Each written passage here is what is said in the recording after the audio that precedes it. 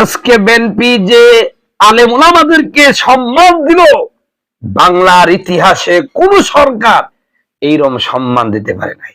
আপনারা জানেন যে প্রধানমন্ত্রী তারেক জিয়া তার নিজের আমন্ত্রণে বাংলাদেশের সকল ঘরানার আলেমদেরকে তিনি ইফতার পার্টিতে দাওয়াত করেছিলেন। সেখানে শুধু আলেমরাই থেকেছেন। আমরা অবাক হয়ে গেছি তারেক জিয়ার আলেমদের প্রতি সম্মান প্রদর্শন। আহা, এই বিএনপিকে ইসলাম বিদ্বেষী প্রমাণিত করার জন্য জামাত এমন কোন ষড়যন্ত্র নাই করে নাই, এমন কোন অপপ্রচার নাই, এমন কোন অপচেষ্টা নাই করে নাই, যা জামাত ইসলামী দল হয়ে যে কাজ করতে পারে নাই, আজকে প্রধানমন্ত্রী তারেক জিয়া সে কাজ করে দেখেছেন। এবং আলেমদেরকে শুধু অন্যান্য রাজনৈতিক নেতৃবৃন্দ, আপনারা দেখেছেন যে গত কয়েকদিন আগে ফরিদপুরে আলফাডাঙ্গার এক এমপি, জামাতের এমপি, উনি হুজুর আলেমদেরকে ডাইকি অপমান করলেন। এক আয়াত ধরে, আয়াত নাম্বার সূরা নাম্বার বলতে পারে না, এই জন্য আলেমদেরকে তুচ্ছ তাচ্ছিল্য করলেন। এক হলো বেপরদা মহিলাকে একদম কোলের মধ্যে বসাইয়া। অথচ একজন প্রধানমন্ত্রী, তারেক জিয়া একজন প্রধানমন্ত্রী, সেখানে কত প্রটোকল থাকে, কত বড় বড় পদধারী মহিলা থাকে, কিন্তু আলেমদেরকে সম্মান করে সেখানে কোনো মহিলাকে ঢোকান নাই। তিনি আলেমরা বসে আছে আর তিনি দাঁড়িয়ে এসে তাদের সাথে কান মুখের কাছে দিয়ে কথা বলতেছেন। তারপরে শাইখ আহমদুল্লাহ তিনি আসছেন, শাইখ আহমদুল্লাহকে দেখে তারেক জিয়া দাঁড়িয়ে গেছে। সুবহানাল্লাহ। আমরা তারেক জিয়ার জন্য দোয়া করি, আল্লাহ রাব্বুল আলামিন যতদিন পর্যন্ত তিনি ক্ষমতায় থাকবেন ততদিন পর্যন্ত আলেমদেরকে এইভাবে সম্মান দিয়ে থাকুন। আমি এতটুকু বলতে পারি হলফ করে, যতদিন পর্যন্ত তারেক জিয়া আপনি এভাবে করে আলেমদের সাথে মিশে থাকবেন, আলেমদেরকে সম্মান করবেন, বাংলাদেশের কারো বাবার ক্ষমতা নাই আপনাকে ক্ষমতা থেকে নামাতে। কারণ এদেশের তৌহিদি জনতা আপনাকে প্রটোকল দেবে ইনশাআল্লাহ। আল্লাহ আপনাকে রক্ষা করবেন, আর এদেশের তৌহিদি জনতা আপনার সকল প্রকার সমস্যার সমাধানে এগিয়ে যাবে, বুকের তাজা রক্ত বিলিয়ে দিবে আপনার জন্য ইনশাআল্লাহ। আপনি এগিয়ে যান, আমাদের প্রধানমন্ত্রী তারেক জিয়া, আপনি এগিয়ে যান। আপনার জন্য এদেশের তৌহিদি জনতা রক্ত দিবে, তাও আপনার ক্ষতি হতে দেবেন ইনশাআল্লাহ। আপনি আজকের ইফতার পার্টিতে আলেমদের যে সম্মান করেছেন, বাইতুল মুকাররমের সম্মানিত খতিব মহোদয় যে বক্তৃতা করেছেন সেটা যে আপনি শুনেছেন, এবং ট্রান্সজেন্ডারের মতো এই অভিশপ্ত বিষয়গুলিকে যেভাবে ফুটিয়ে তুলেছেন, আসলে এই আব্দুল মালিক সাহেবকে যখন আমাদের জামাতের বট বাহিনীরা গালি দেয়, দাজ্জাল বলে, দালাল বলে, তারপরে মুনাফিক বলে, তখন খুব কষ্ট লাগে, খুব কষ্ট লাগে। আরে এই লোকগুলো, এদের কাছে পদ চায় না, টাকা চায় না, আল্লাহ সন্তুষ্টির জন্য কথা বলে। আব্দুল মালিক দামাত বরকত আলিয়ার কথা কোন সময় দেখেছেন যে কাউকে তেল মেরে তিনি কথা বলেছেন? তারপরে এই লোকটাকে এমন কোন কথা নাই, এমন কোন গালি নাই, এমন কোন অপমান নাই যে জামাতের বট বাহিনী করে নাই।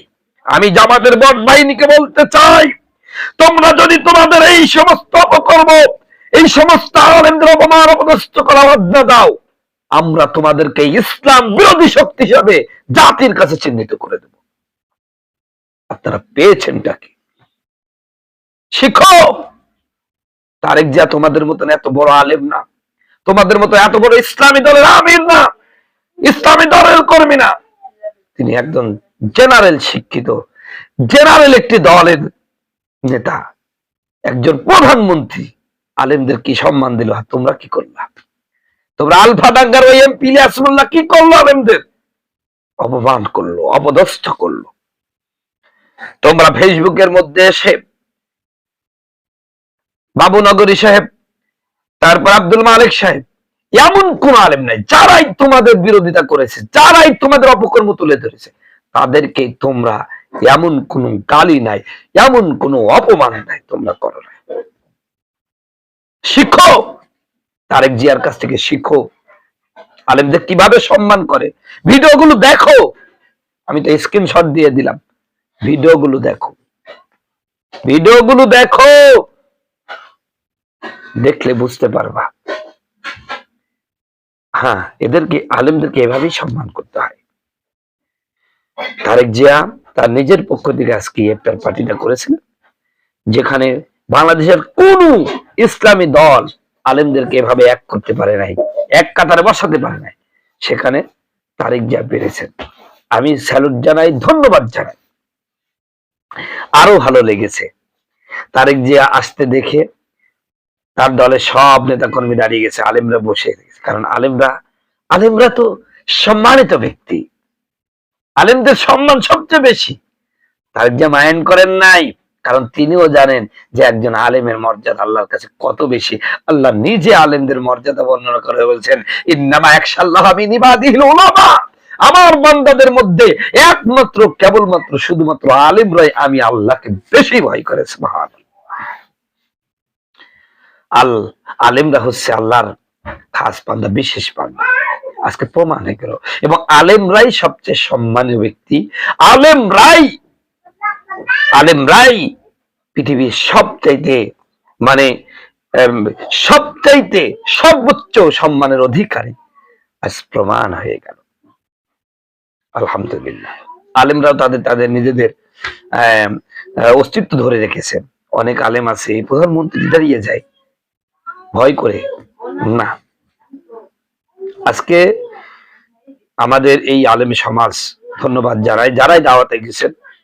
এই যে আমাদের আব্দুল মালিক সাহেব, দামাত বরকতুল্লাহ আলিয়া, তারপরে শাইখ আহমদুল্লাহ, আব্দুর রাজ্জাক বিন ইউসুফ, তবে ইনি একটু গোড়ামি করেছেন যে মোনাজাতের সময় হাত তোলেন নাই। এটা কিন্তু বেদাত নয়, ওনার বুঝতে ভুল। ওনার আরো পড়াশোনা করা উচিত, এবং যে বিষয়গুলো নিয়ে এত বাড়াবাড়ি করার কি দরকার, এটা আমার খুব খারাপ লেগেছে যে উনাকে একটা পণ্ডিতি জাহির করেছেন আর কি। আল্লাহ তাকে হেদায়েত দান করুন। তবে আলেমরা তাদের নিজেদের অস্তিত্ব, নিজেদের ওয়েট ধরে রেখেছেন। প্রধানমন্ত্রীর কাছে তারা সাত এরকম মনোভাবটা দেখা নাই, বরং প্রধানমন্ত্রী তিনি আলেমদের সম্মান করেছেন, এবং আলেমরাও প্রধানমন্ত্রীর জন্য প্রাণ ভরে দোয়া করেছেন। শেখ আব্দুর রাজ্জাক বিন ইউসুফ দেখলাম মাথায় হাত দিয়েও তারেক জিয়ার জন্য দোয়া করেছেন। আলহামদুলিল্লাহ। এটা একটা অনেক পাওয়া, অনেক অনেক একটা বিষয়, অনেক বড় পাওয়া। আর আলিমদের দোয়া যেই নেতার মাথায় থাকে তাদেরকে গতিবাদ করতে পারে না ইনশাআল্লাহ। তো আমি বলে দিলাম হলপ করে যে তারেক জিয়া যতদিন পর্যন্ত এইরকম ভাবে এই স্টাইলটা ধরে রাখবেন, এই যে ধারাটা ধরে রাখবে, যে আলেমদের সাথে সম্পর্ক তৈরি করা, আলেমদের সাথে মিষ্টি মুখে কথা বলা, আলেমদের সাথে সৌজন্যমূলক আচরণ করা, আলেমদের মধ্যে সাথে সদাচরণ করা, যতদিন থাকবে বিএনপির একটা চুল ছিঁড়তে পারবে ইনশাআল্লাহ। এবং তারেক জিয়া যা করেছে না, আগামীতে দেখেন জামাত যদি বিএনপির বিরুদ্ধে কোনো মিটিং মিছিল করে বা কোনো বিক্ষোভ করেন, দেখবেন লোক পাবে না ইনশাআল্লাহ, কোনো লোক পাবে না।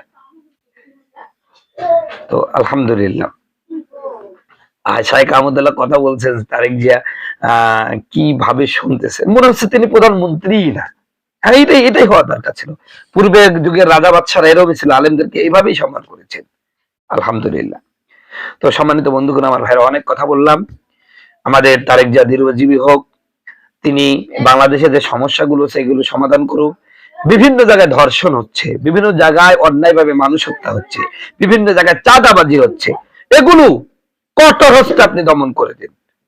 আপনি ভয় করবেন না, ভোটের ভয় করবেন না, ক্ষমতার ভয় করবেন না। আরে ক্ষমতার মালিক আল্লাহ। আর এদেশের জনগণকে যে আপনি মেসেজ দিচ্ছেন না, আরে আলেমরা আমরা মসজিদে আপনাদের পক্ষে কথা বলবো। এই বাংলাদেশে 4 লক্ষ মসজিদ আছে, প্রতিটা মসজিদে আরে ভাই আপনি আমাদের টাকা দিবেন, আপনি আমাদের জন্য কিছু করে দিবেন, ওই জন্য দরকার নাই। আমরা চাই যে আপনারা ক্ষমতায় থাকেন, দেশটা ভালো করে চালান। আমরা আপনাকে সাপোর্ট করবো। আমরা প্রতিটা 4 লক্ষ মসজিদের মেম্বার থেকে আপনার পক্ষে কথা বলবো।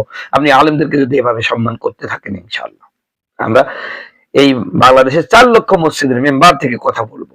আপনি বারবার ক্ষমতায় আসবেন ইনশাআল্লাহ। আমাদের তো ইসলামী দল ক্ষমতায় যাওয়ার দরকার নেই, আপনারাই ক্ষমতায় থাকেন, কোরআন সুন্নাহ অনুযায়ী দেশ চালান। এদেশে অন্যায় হতে দিয়েন না। কোন একটা মানুষ যত বড় অপরাধী হোক, সে যেন বিচার না হয়ে তাকে যেন মরতে না হয়। বিচারের বেলায় সে শাস্তি সাব্যস্ত হলে সে মরুক। তার ফাঁসি হয়ে যাক, কিন্তু বিনা বিচারে বা কেউ যেন জোরপূর্বক কেউ কাউকে হত্যা না করে, কোনো বোন, কোনো ছোট্ট মেয়ে যেন ধর্ষিতা না হয়, কোনো জায়গায় কোনো অপকর্ম যেন না হয়। আমরা এমন একটি সুন্দর বাংলাদেশ চাই।